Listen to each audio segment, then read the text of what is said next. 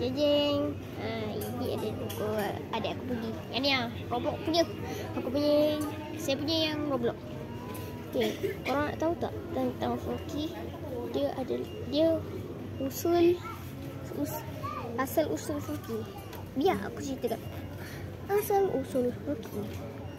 Tahukah anda yang kata sebenarnya ialah Dewa Maut? Oh, Dewa Maut? Gua enggak mau.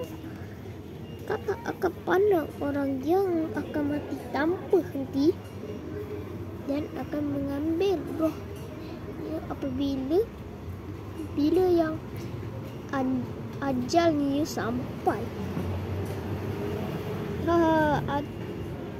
Dah berapa ekor pada aku kau tekap? Dah 5. Hebat kan? Biasanya katak takkan pandang orang sesuka hati, melainkan ia diganggu. Bahaya juga benda ni. Kita dapat tangkap 10 ekor hari ni. Boleh tahan.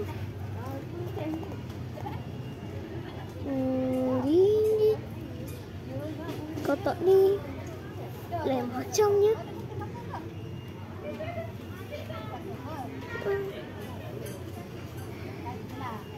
Sampai pagi. Kenapa? Tak bermain je ni. Aku penat betul. Kenapa sampai macam ni? Kenapa? Okay. Sejak bila semalam aku rasa siapa cocok ni kat sini? Entahlah. Sorry ya guys. Mak saya kata saya tengah jual ni. Tak datang kamu save ni Pahang kat Bera lah. Sejak balik rumah semalam aku rasa tak sedap badan. Asyik terdengar suara orang berbisik. Tapi dalam bilik aku tak ada orang lain. Yang paling ngeri, aku terdengar jeritan nenek yang dah lama meninggal dunia.